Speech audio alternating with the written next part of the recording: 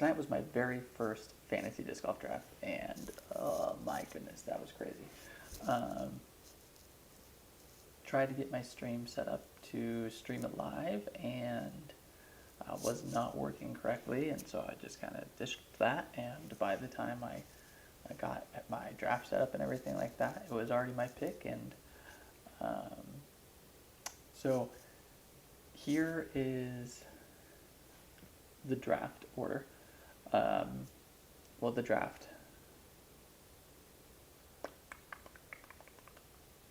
board. That's the word I was looking for. And I think I'm just going to kind of go through each pick and talk about what I thought, what was going through my head when I was drafting, and I'm going to go ahead and kind of haven't decided if I want to give it a grade or what for each pick, but thought it'd just be kind of fun to go through and talk about each pick. Since there's so few, I think I should be able to do it pretty quickly, just to kind of give my 2 cents on where things are at. And so if you have a draft coming up, you can kind of gauge what I'm thinking and use that to your advantage going forward. So first up, we had Ricky Wysocki, which is probably the most shocked pick in the entire draft. He's going to go the 101 probably in 99 to 100% drafts, I feel. That A+, easy. Macbeth at 2. I really like Macbeth at 2. He is super solid.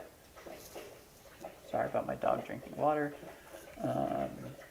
But Macbeth is super solid. He is missing 3 Elite Series events this year, which does, it hurts you a little bit. And taking that 2 overall, that's tough. I feel the same way about Eagle. They're both missing 3 events. And so as long as you have a bench guy that you feel comfortable that is playing in the 3 events that they're missing, because that's something else that you have to worry about, is having a guy to fill in that spot, then that's fine. You just have to plan your team around it.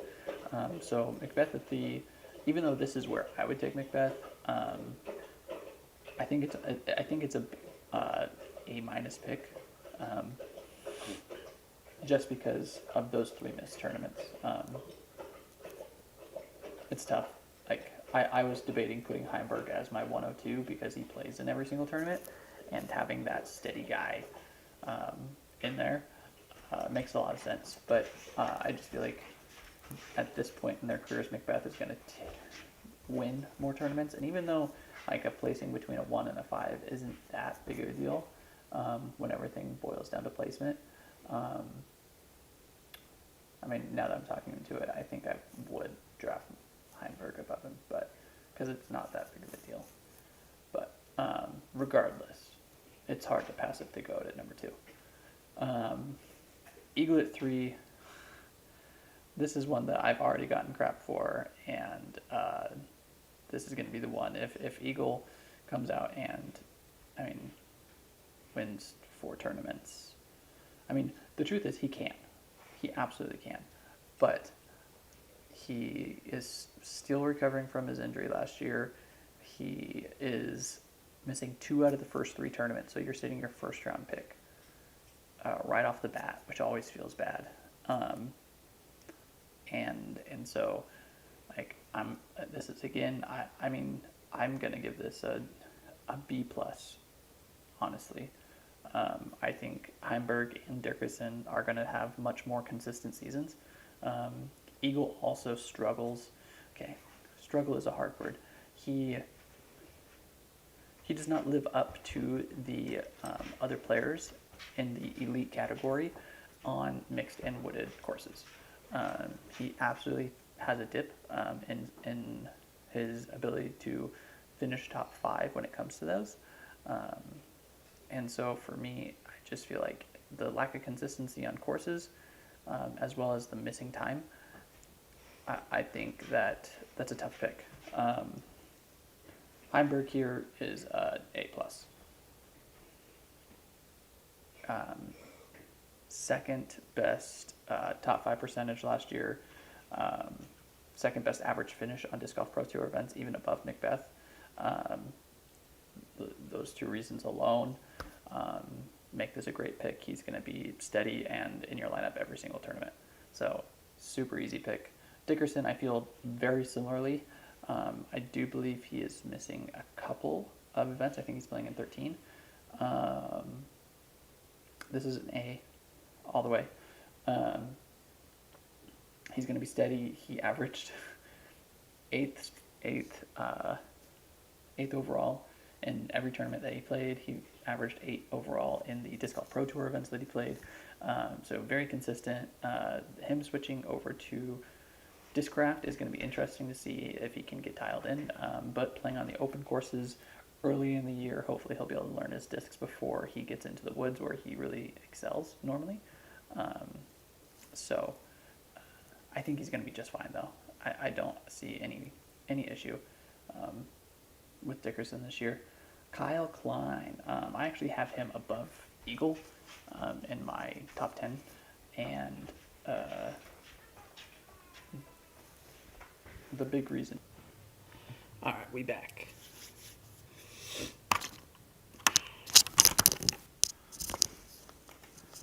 Where was I? Kyle Klein.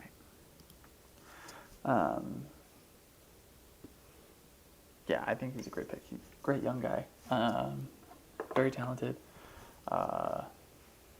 Couple of wins last year. I think he's going to be somebody in that top 5 to 10 range in most tournaments. Does struggle a little bit in the woods, but overall, I think he's going to be great. And again, he's playing in all 15, which does give him a bump over some of the other guys. It's an A. It's pretty simple. Solid pick. So I was here at the 107. This is where I thought Jones was going to go. I had him at the 7 behind that group. And McMahon, even though Jones is one of those guys that I think he does have a lower floor than some of these other guys. Like, I feel like he's a streaky player and can have some bad rounds. But he was really great, honestly, last year on especially Disc Golf Pro Tour specific events. And yeah, it's not super flashy, I don't feel, but I do think it was a good pick.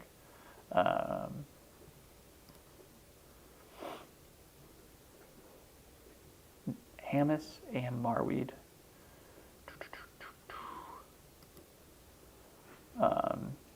On the turn. Hammis I really like there. I think I have him at my 109 in my top rating, top 10.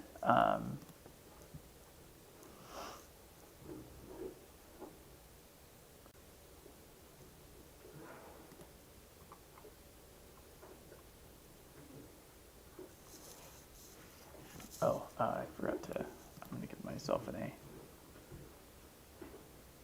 Feel at that spot, like, Jones is a solid spot. He's not a reach. He's not a super steal. Good pick. Same, and that's how I feel about Hammis here. Able to pick up a couple of wins, but he's actually more consistent than Jones. And I had thought about picking Hammis here, but I feel like Jones just has a slight edge over him when it comes to top 5. Actually, let me pull up my stats real fast. The average finish, that's the other part. That was the separator. That's what did it for me. especially in Disc Golf Pro Tour events. I think Jones has averaged 5 spots better than Hamas. Let me pull up the stats real quick. So in Disc Golf Pro Tour events, Jones' average finish was 13.6 spot, and Hamas was 18.3. So yeah, nearly a 5 spot difference, and that's why I ended up going with Jones over Hamas, even though Hamas had multiple wins. They had the same amount of top 5 finishes. But Jones actually averaged better than Hamas did in those Disc Golf Pro Tour events. But Hamas is still a great pick. Him being able to go off and steal a win, getting you a 1 for the week, is going to be huge. So I think this is super steady, great pick. Marweed, for me, was a little bit of a reach. There was guys that I would have liked better in this spot, though Marweed is a great talent. Don't hear things that I'm not saying. Marweed is great, but he averaged a 34th, which I know is, average throughout the entire year, but he did come on late, so that's good to see. Though if he does struggle at the beginning again this season, we're not going to be happy about that. He finished Ledgestone 4th, Idlewild 2nd, Delaware Disc Golf 4th, Maple Hill 7th, Green Mountain 5th, and then put up a 58 at the USDGC. But he just had those Preserve 50th, Great Lakes Open 36th. Like, these are not guys those aren't finishes that you want your second guy ended up finishing. Which, they might think that the final 5 tournaments of the year is more what they're going to find from Marweed. But he hasn't proven that on the open courses yet, and so I just feel like that beginning of the season is going to be pretty rough for Marweed, and so I just want somebody more consistent, and so I think that was quite a bit of a stretch. So I'm actually going to probably give it a B-, even though I do like Marweed. He's going to be great in that second half of the year. I do agree with there. Then it comes to Matio, and I have Matio actually above Marweed and Hamas. And so, personally, for me, I think this is, I would give myself an A+ here, because I didn't think I was actually going to get him. But I'm going to give it an A. He's another one that he's got so low, some of the lowest bogey percentage numbers out of anybody on tour. The dude just plays so cleanly that he doesn't finish outside of the top 20 very often. Average finish on Disc Golf Pro Tour events was 10.3. If you add in Silver Series, it was inside of the top 10. 5 top 5 finishes, 9 top 10 finishes. His lowest finish was 25th, which is absolutely massive for this type of scoring, because, like I said with Marweed, he had multiple finishes outside the top 36, and Orm's worst finish was 25th overall in any of his tournaments that he played last year. So I think he mixed with Jones. Jones is going to have that high top 5 percentage, but can drop out. Orm is not going to drop out at all, and is going to be super steady for me. He is missing a couple of tournaments, and so I needed to make sure later in the draft to pick up somebody that was going to pick up those, so I don't have to worry about dropping or anything like that. But Matio, second pick of the second round, I felt was solid pick. Conrad, world champion James Conrad. I like this pick a lot, especially with Klein. Conrad, similar to Matio, is going to be steady. he didn't finish outside of the top 36 at all last season. He's somebody that's not going to be a big top 5 guy, but he's gonna hang around that top 10 range for the majority of his season. He averaged 15th spot, and so Klein, again, like I said, he's going to be one that's going to go up and down, I think a little bit more, but can pop off and win a couple of tournaments. Conrad, we saw him win Worlds. He didn't get close to winning anything else. And so, but he was always in that top 10 to 15 range. So I think this is a solid pick. I do think this guy, Gibson, would have been a better pick. Gibson's average on Pro Tour events is far lower.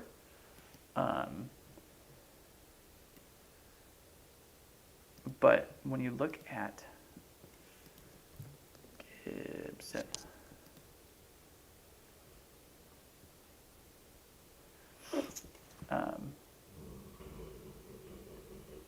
when you look at Gibson, he finishes inside the top 10 so much. He actually has one of the lowest outside the top 10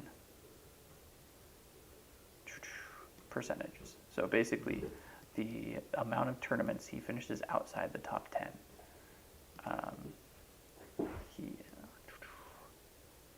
Gibson, 7th best.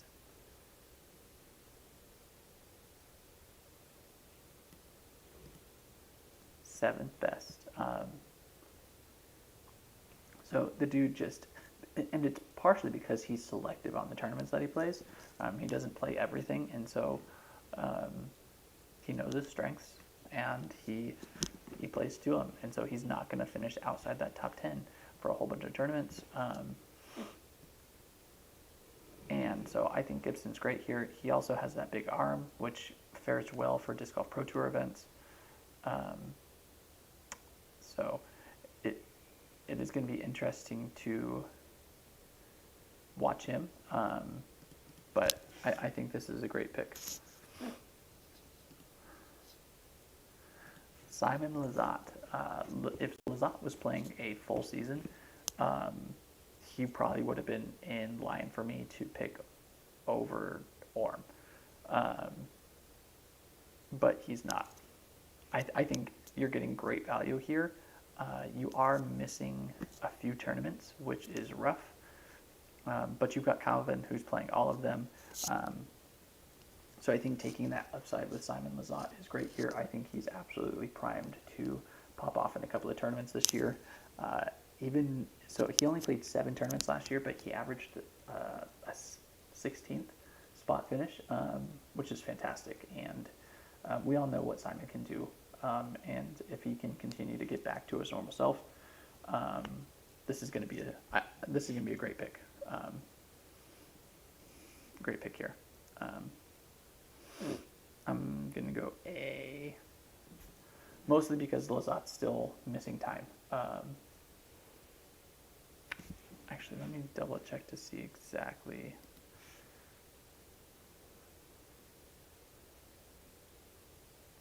Yeah, he's going to be in 12 tournaments. Sexton's going to be in 11.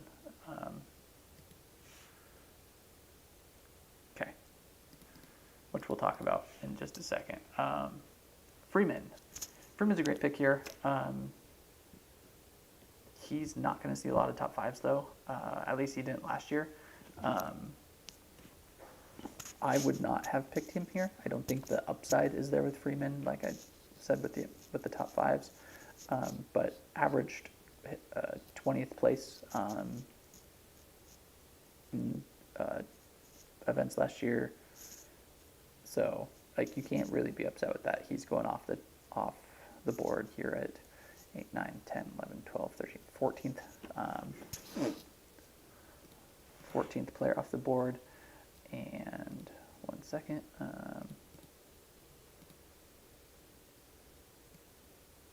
He actually had the 13th best Disc Golf Pro Tour average finish. So this is right where he should be going. I just don't think there is the upside there. So I would not be. He wasn't somebody that I was targeting in drafts, but I can absolutely see why somebody would pick him up here. So I'm going to go B+. That's just how I feel about Freeman. His inability to take over a tournament is the reason why I'm giving him a slightly lower grade here. Nate Sexton, he is playing a more full tournament this year, 11 tournaments. Most people are playing that 12 through 13, so he's just behind them. And I think this is a great spot to pick him up. You've got Macbeth, Sexton. You are lacking tournaments between those two. They're going to be missing a total of 7 out of all of them, which can be tough, but as long as they're not missing the same ones, which I would have to do a little bit more digging into, it won't be that big of an issue. But even so, we saw Sexton, I think he came 3rd in Worlds last year. He can still play. And so getting him into a more consistent touring mindset, I think he's gonna have a great year. And so getting him here at the back of the second, I think might actually be the steal of the second round. It's good. It gets an A for me. Ganon Burr, Prodigy's probably second best player now.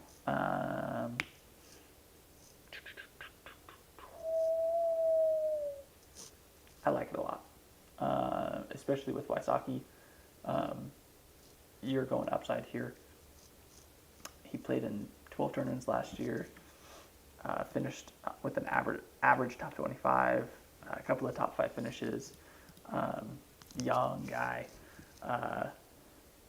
I really liked this pick. I think this is an A+ pick here in the back of the second round. Pure upside matched with Wysocki is exactly what you should be doing. So great pick there. Moving down these, Yuli. I love Yuli. Great guy, good disc golfer, but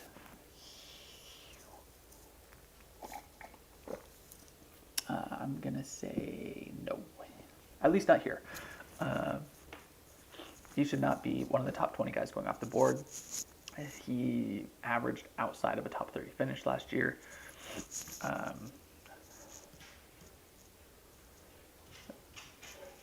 0 top 5 finishes. So this is just not where Yuli should be going. I understand you went with upside for your round 2 pick in Burr. You kind of want steadiness, but Ulibarri wasn't really that. And so I think this is at best a C+ grade. I think there's much better guys still on the board. That's going to give you better upside, better stability, just overall better picks. Okay, moving on. Mason Ford.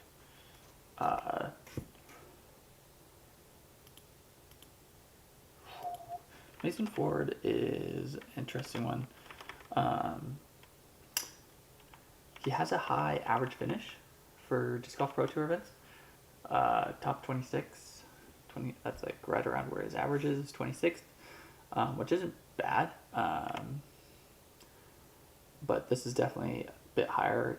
People think he's going to break out a little bit more. He had the win at the end of the year, but that was his only top 10 finish, was that win. And so I have not been as high on Ford coming into this year. I did not like this pick, especially with your top 2. I think definitely could have gone either somebody who's is playing 15 events to cover up those lacking from Macbeth and Sexton, or massive upside. And I just don't think Ford presents that upside. Still a solid player, but I think that's a B- at best pick with the other guys that are still on the board. Like this guy, Callaway. Now, he is boom bust, if I've ever seen one. When you look at his average, he's averaged 34 in Disc Golf Pro Tour events, and which is not good. That was out of all the people who had a top 5 finish last year, that ranks 42nd. So not a very good average. But he had 7 top 5 finishes. Now that does include Silver Series events, but 7 top 10s, which is far and above anybody in that range where his average was. So even though his average was super low, that just meant that he had a couple of really bad tournaments. But 7 out of his 17 tournaments, he finished top 10. So even though I still feel like this is a bit of a reach, there are other guys that are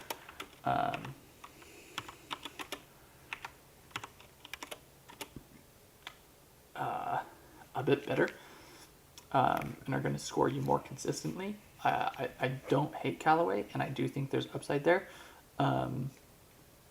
But again, there's just other guys that I feel like are going to have a better 2022. Namely, Chris Clemens. I think this is a perfect pick in this spot. You've got Heimberg, which is going to be super steady, 15 tournaments. Lizotte, which is going to be a little bit up and down and missing some time. Clemens is going to play every tournament, and he's similar to Conrad in the fact that he does not finish outside the top 36 ever. And the difference is Conrad can pop off and finish in that top 5 on a more regular basis than Clemens does, and has a higher average finish. But Clemens is not going to hurt your team. And I think this is great roster construction. I'm going to go A- here. I'm not going to give it an A just because Clemens doesn't have that upside.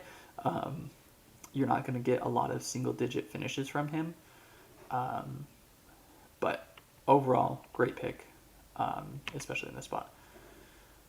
Now, this is where I think the draft gets really interesting. People start reaching, or they're not exactly sure how to, or what they want their team to look like. Proctor is a great player.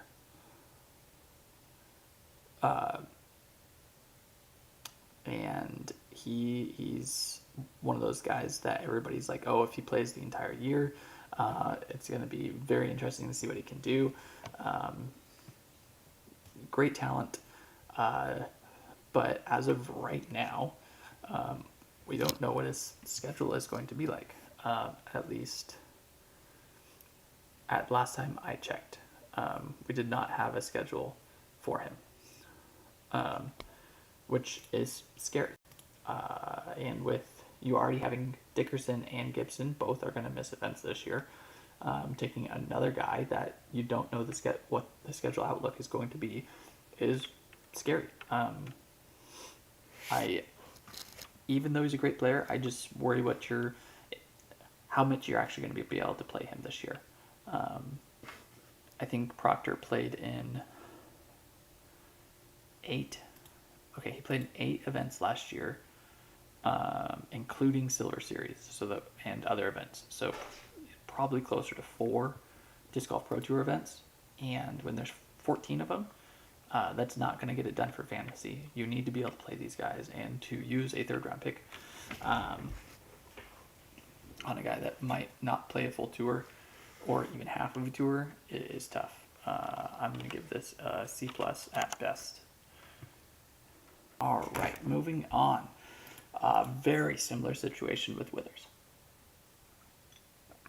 As Proctor, though Withers actually averaged a better overall finish than Proctor.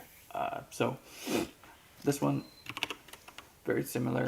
I'm just going to give him a B- because he does actually average better than Proctor, at least last year. So we're going to give him there and move on. Double G, Garrett Gerthy. He was a guy that I was hoping was going to fall to me here. He actually averages better on Disc Golf Pro Tour events than he does if you add in the Silver Series events. I think it has to do partially because of that big arm and more open space on those Disc Golf Pro Tour events. And he's going to be a steady guy. Averaged almost the top 20 finish in 2021. And he plays. He'll play almost every tournament. And so I felt like he was a good pick. He is somebody that I'm a little worried just because he's been playing for so long. We don't know when we're going to see him start to fall off like some of those other older guys like Coling and Ulibarri. But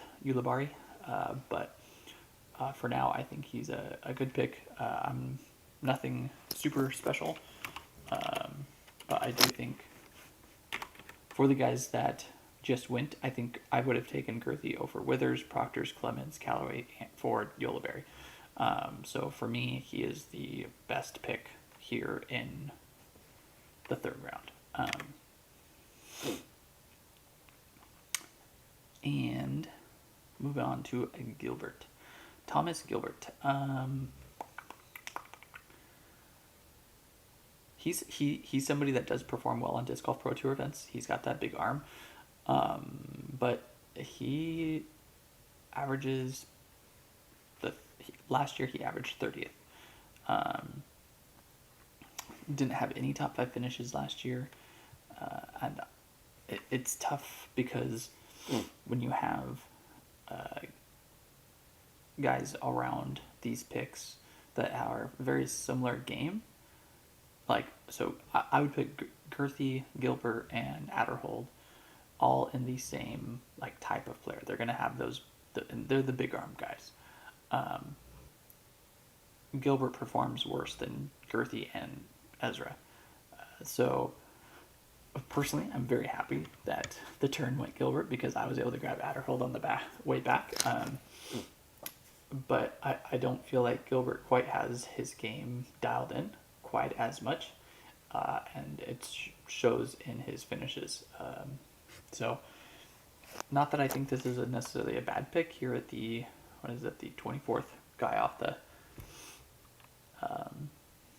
off the board, but not somebody that I was targeting or would be taking in this spot. I think it's slightly better than the Yuli pick because it's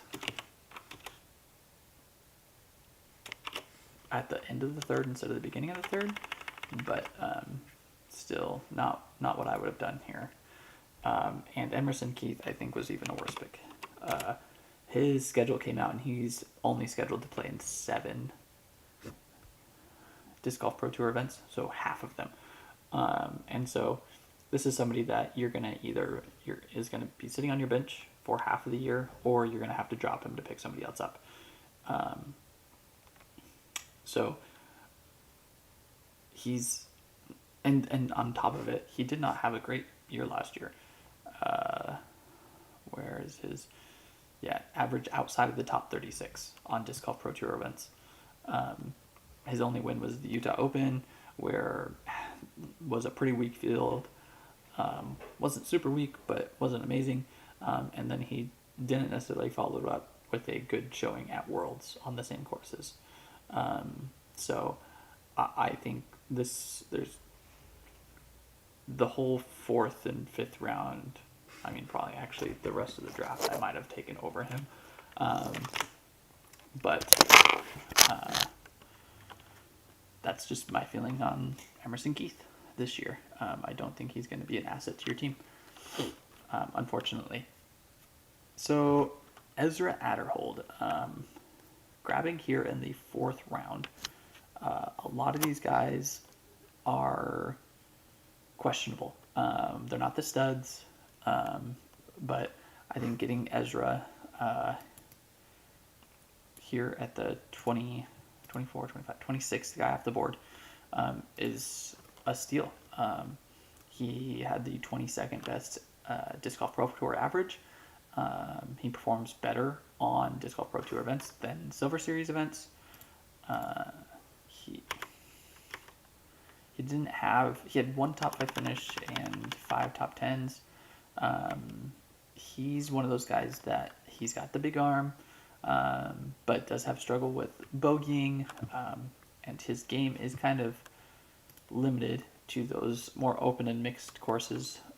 But I think at this point it's a steal compared to some of the other question marks that we don't know what kind of schedules they're even going to have, but we know Ezra's going to play every tournament, and so I thought this was a steal. I'm super happy that Adderhold fell to me. Go for a B+ there. He definitely has his issues in his game, but I think he's still growing and should have a great year. Corey Ellis.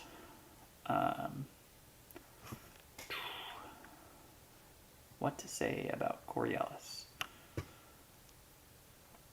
It's a tough one, especially back-to-back picks with Withers. Ellis doesn't play a full tour either, so you've got 2 guys back-to-back that you're going to have to drop and fill spots for, unless they play the exact opposite events, which would be very unlikely.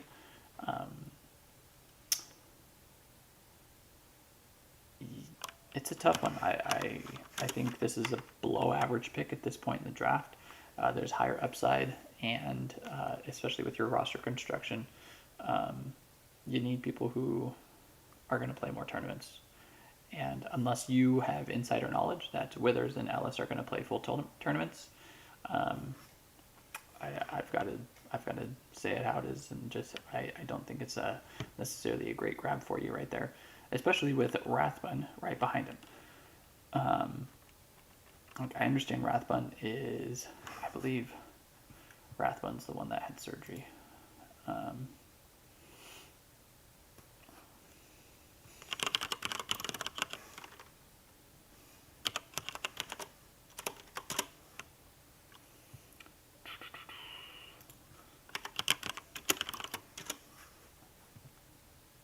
Yes. Torn labrum, which definitely hurt his overall numbers at the end of last year. But even so, he was finishing, his average finish just outside the top 30. He is making the switch over to dynamic as well. But he had 4 top 5 finishes last year and 7 top 10 finishes. He's definitely somebody that is like, he's one of my favorites to break out this next year, and I almost took him over Ezra at my spot, but because of the injury, I have decided this whole year that at least in this draft I was going to go completely risk averse, get guys that play all the events, not worry about injury, and so that's what made me end up not picking Rathbun, but Rathbun here is, I think, a steal. He's a great player, and I think is going to have a great season. Just have to hope he recovers quickly. So I think that's a great pick. Nathan Queen, Tour Champion Nathan Queen. Though Queen's average finish is pretty low, he's kind of a specialized player, and does very well in the woods and mixed courses. He actually tied James Conrad for the number of top 5 finishes with 4. Who else was in that grouping? Conrad and Rathbun, actually, right behind him. And it just kind of shows that he does have that ability to pop up there and have a great week, and like he did with the Tour Championships. I think this is another solid pick, similar to Clemens, to where I think they know their game. Queen is going to struggle out in the open courses. But once you get into the more wooded, that's where Queen thrives, and I think he'll end up having a great back half of the year. I think this is a solid B+ pick.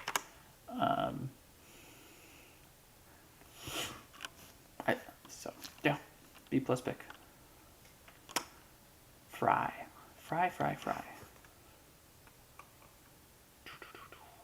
Yes. Fry just re-signed a couple of weeks ago.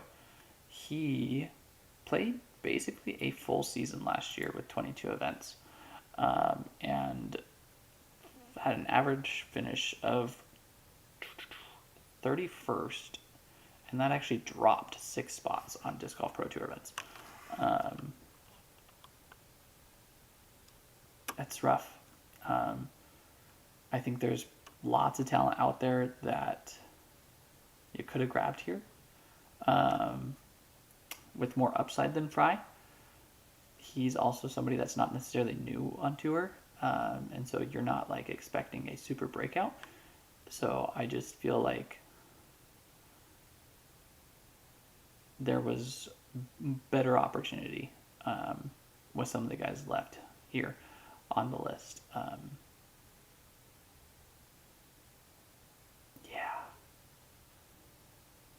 I mean, it's hard because like I don't want to talk bad about picks, but Fry's doesn't have good numbers from last year.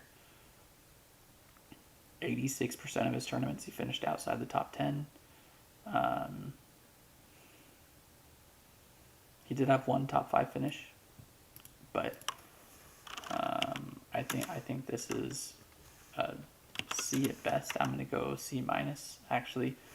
I think with how his averages were last year, you could have found, I mean, even right behind him, Jeremy Colling had a much better average finish by 10 plus spots.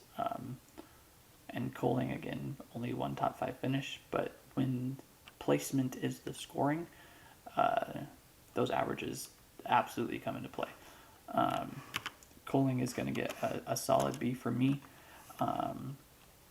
He's got a lot of different things going on, so I don't think he's locked into his game like he used to be, and he's going to be solid for you. Top 30 finisher, most tournaments, not going to break out and go get a one spot for you or a 2 spot for you, but he does still have that solid game. I like how your team kind of worked here, though I don't necessarily think you have a ton of upside outside of Macbeth. I feel like you've gone just kind of safe, and it's not a bad way to go. I feel like I've kind of done the same thing. So now moving on to Presnel.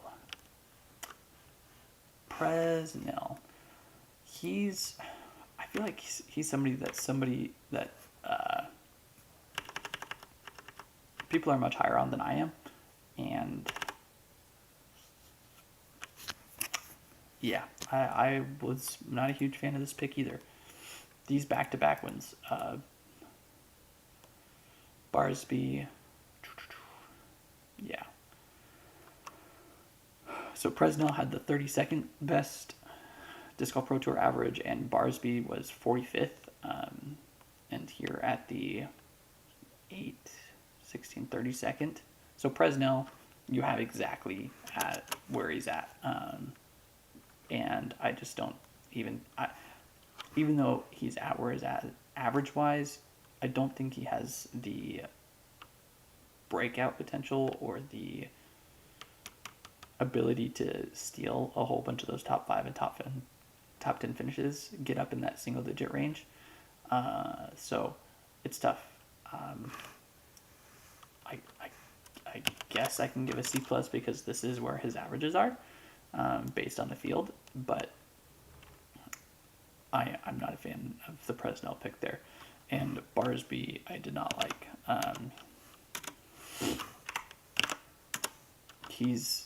averaging outside the top 35.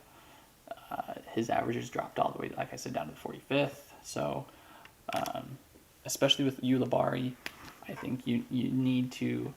I really liked your top 2 picks, but I just feel like you've kind of tried to go safe here, and you missed on going safe. I don't think these 3 guys are necessarily safe picks at all, and I think it's gonna hurt you. AB, Anthony Brella, putting AB and Macbeth on the same team. They're a fun little feud, but not a bad pick. This is right around where his averages are. He's got that big arm. He played in less events last year than I would have liked to see. But if he does 2 or more this year, that would be very good for your team.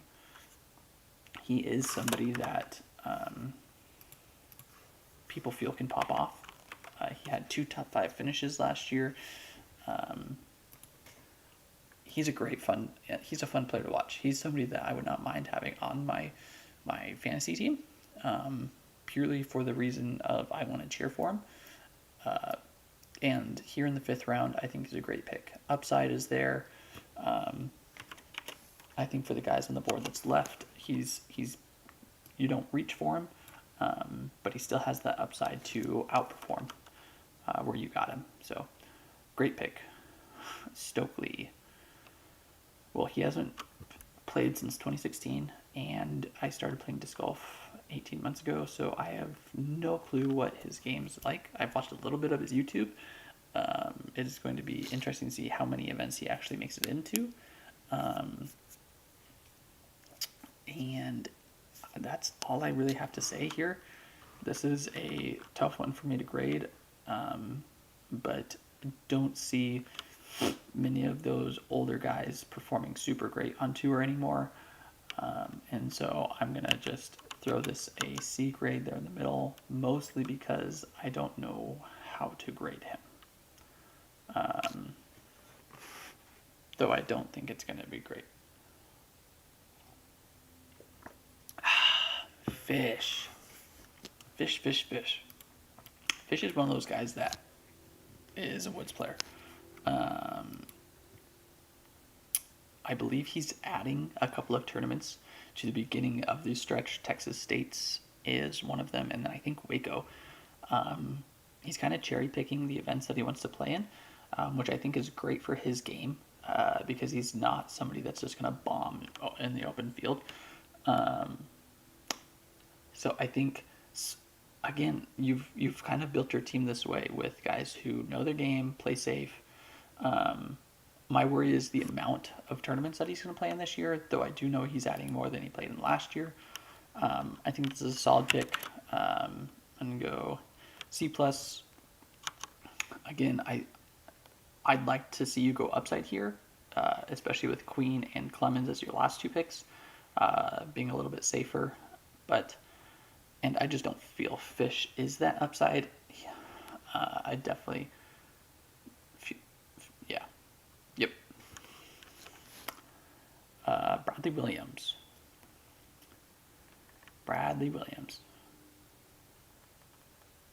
His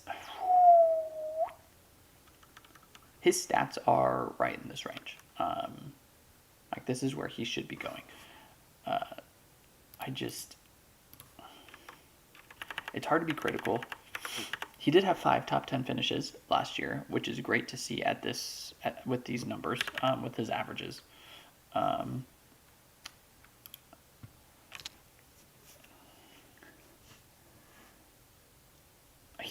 He performed 10 spots worse on Disc Golf Pro Tour events. And seeing that's tough. When you see a guy that can perform on those Silver Series, which are generally less top-end pro heavy, so he is getting a boost that way as well. I don't feel like in this setup with Disc Golf Pro Tour events being the only ones tracked, I think there was better guys possibly out there.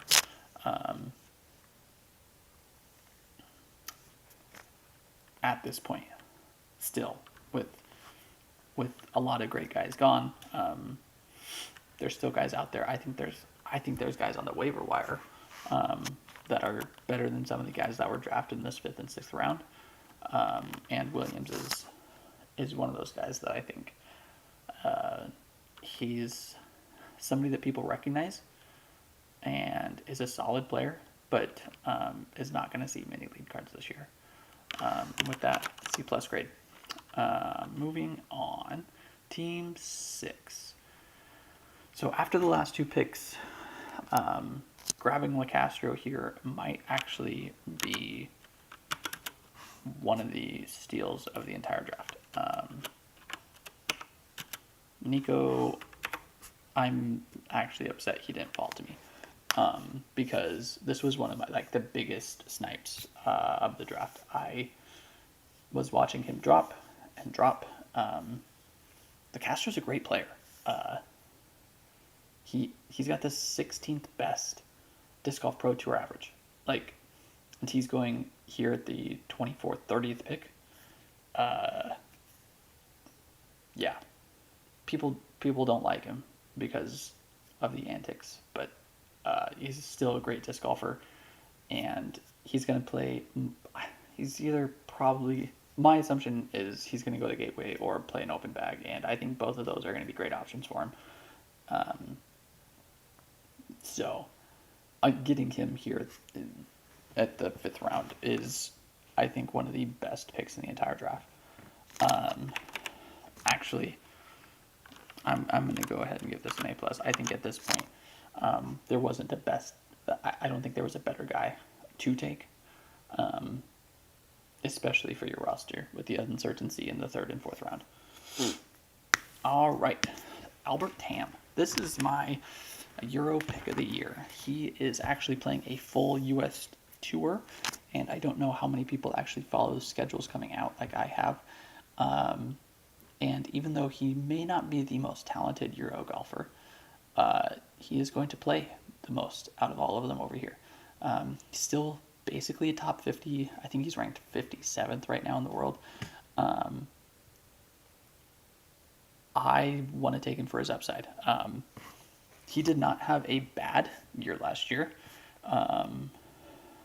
Actually, I think he ended up averaging in the 25 to 35 range on Disc Golf Pro Tour events, which in this case, grabbing here in the 5th round, I will take that. I don't think this is a smash pick like the Castro was, but when you look at the guys that were drafted afterwards, I think this is a good upside pick, and I felt like I could take that with the 4 steady guys that I had. Jones, Oram, Gerthy, Adderhold are all kind of household names and are going to be in that top 30 talk most of the time. So I wanted to grab somebody that was a little bit less known, a little bit riskier pick, but I feel has the opportunity to pop off in a few more. I'm going to go B+ here. Terry Roethlisberger has one of the worst average finishes out of this everybody drafted.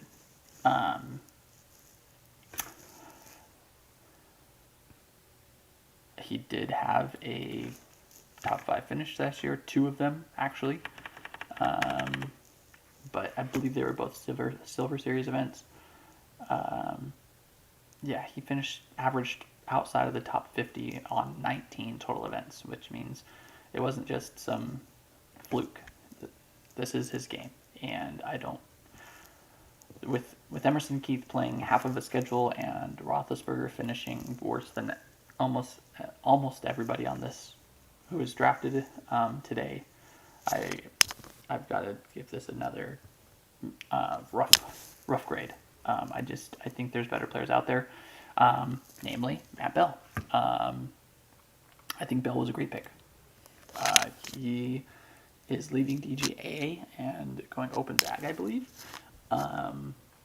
but he averages a top 30 finish. Last year, this Golf Pro Tour, played 20 events. This was a guy that I was looking at. Great putter, great pick. I think this was a fantastic grab here in the 6th round. Not sure why he fell this far, honestly. Cole Redland. This was my... there's a couple of guys that I was like, you know what, these are super big dart throws.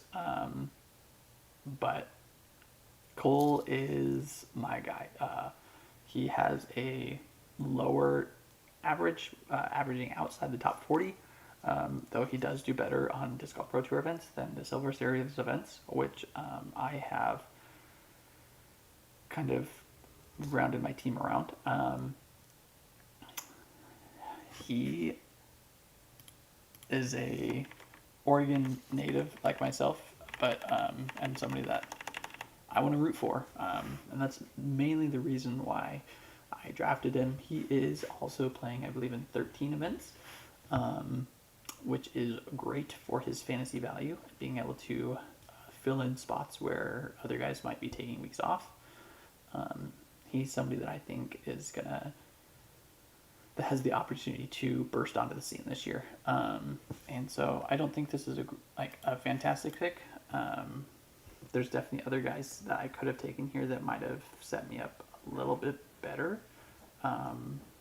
Gave myself a little bit better safety for my one bench spot. But I think this is still a great pick. Probably a reach in some people's minds. But I like Redland's game. And I think I have the ability to grab somebody I think is going to be a long shot. Kale Leviska. This is one of those teams that looks good on paper because they have very high averages, average finishes. Leviska's one of those guys. He has the 11th best average finish on Disc Golf Pro Tour events, top 20, but he played 6 events last year, and I don't think he's playing more than that this year. So with 2 other guys who we aren't sure if playing full tours, you have half of your roster that you're going to have to fill spots for at this point. And I think that's going to be tough. You're going to be grabbing guys off the waiver wire. You're not going to have that consistent team. And though Leviska is a great player, I just feel like how your roster is constructed, Leviska was not the guy that I would have taken here. Though I am going to give you a C+, because Leviska's good. Actually, I just do not like your roster construction. So I think it's going to be tough to hold on to all 6 of these guys. And so, yeah. All right. Linus Carlson. Most people believe is the best European. I do know he is coming over and playing some U.S. events, though I don't know how many. With your team, though, I don't think that's too big of an issue. Proctor is somebody that doesn't play a whole bunch of events either. But if he does, and even with Carlson, I think Carlson's somebody that you can hold on to until he plays his events and then drop him and then pick up somebody else who you know is going to finish out the season. Do not hate this pick at all. I think this is a solid grab here in the 6th round, especially if he can come over and compete like some of the other FPO and MPO players did last year. He could absolutely help you out, pop off in a couple events. I'm actually going to bump this up, I think, to a B+ pick. I do like that upside there. Raven Newsom.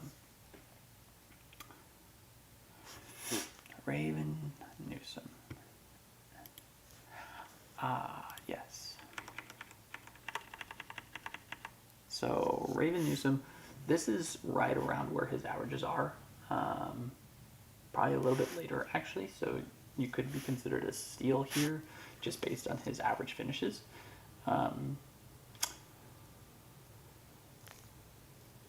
But again, just like I talked with Fish and Queen, you're not getting upside here. I think you're gonna have Calvin and Lizotte finishing in the top 10, and then the next four, they are 20 to 30s. They might push up into the teens in their finishes every once in a while. But when you have four guys, you start three of those, three guys that are averaging the 25th spot, that's going to be tough to win weeks. You need guys that are able to push for the top 10, those single digits. And I just don't feel like the majority of your team is going to be able to do that. So even though his numbers say he should be going here, I think you need upside. And so for that pick, I think you get C-. Connor O'Reilly. He is the one guy that finished worse than Terry Roethlisberger on an average. Outside the top 50, I understand he's one of those guys that is still coming into his own, I believe. But it's hard to draft a guy like that here, especially going Stokely right beforehand, where you've got a wild card and now you've got another wild card. And even though I don't know if O'Reilly is a wild card, considering he played 26 events last year and averaged over 50th, he doesn't necessarily present that upside that I'd like to see. There are other guys that are ranked top 50 in the world and better that I would much rather add here. And so I think this is a rough grade. I'm going to have to go D here. I just don't think with your previous picks that this was a good grab. I think you're going to have to scrounge for some points early and often. And Chen, I think this is a fantastic pick. Very similar to the Linus Carlson, foreign coming over from Taiwan to play. Just don't know how much he's going to play. He was on the Nick and Matt show. I am waiting to watch that podcast, but I believe they were going to ask him how many tour events he was going to play. So that will be a big deciding factor in how great this pick is. If he's only over here like the Europeans for 2 or 3, that is very different if he's coming over for a full tour. But the upside is there. I think that's a solid pick there in the 6th round. Brody Smith finishing it off, the last pick of the draft. I think this is a great pick. I'm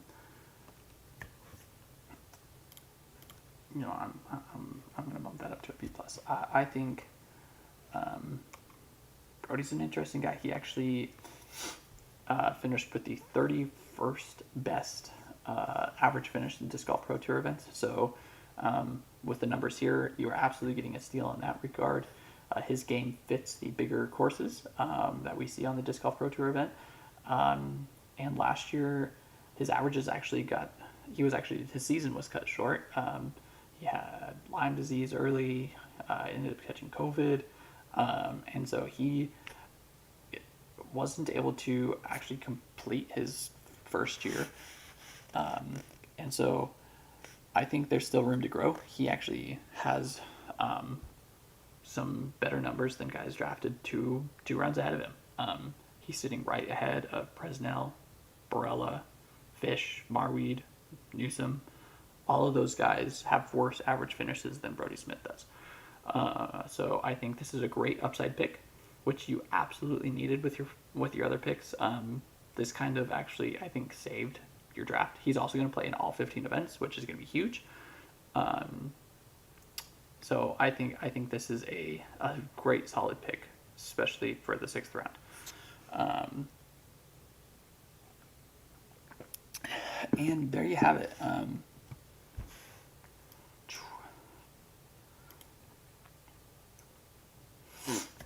Yeah.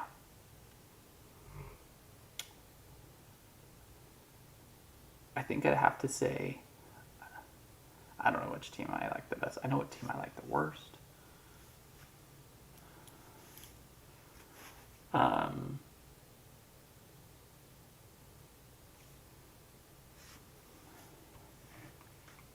I think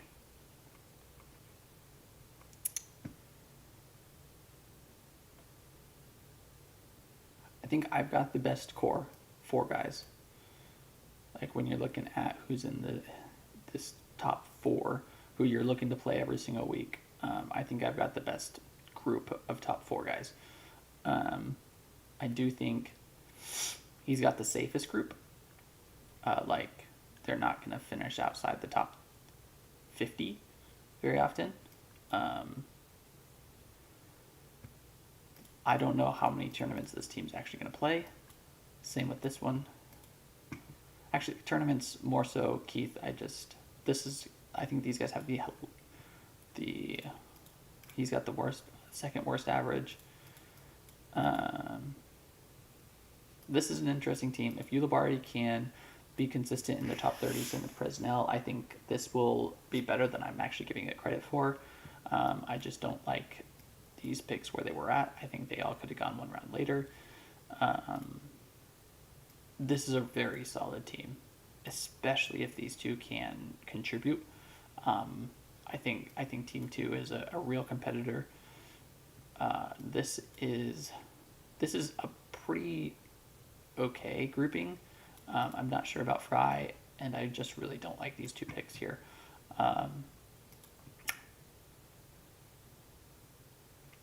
This is a good team. Proctor, especially if Proctor plays all year, because if he plays a full year, this instantly becomes an A grade, B+ grade, and this is going to be a dangerous team.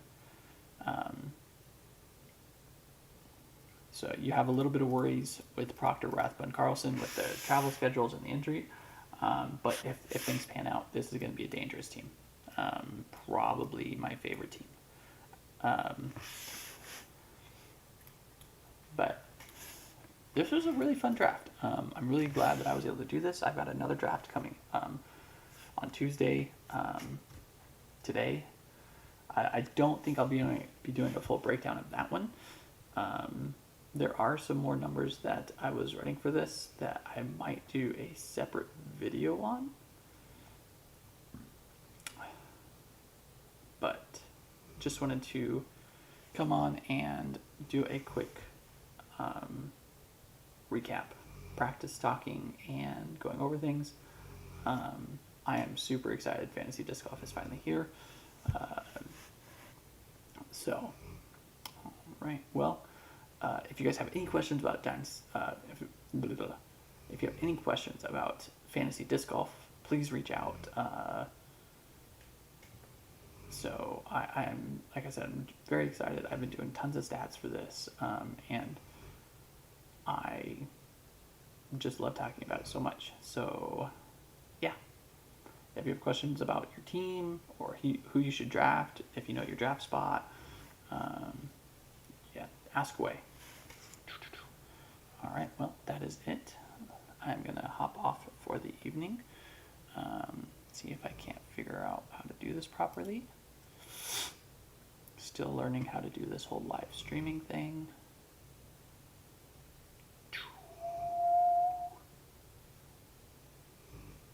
Let's go. End stream. Bye-bye.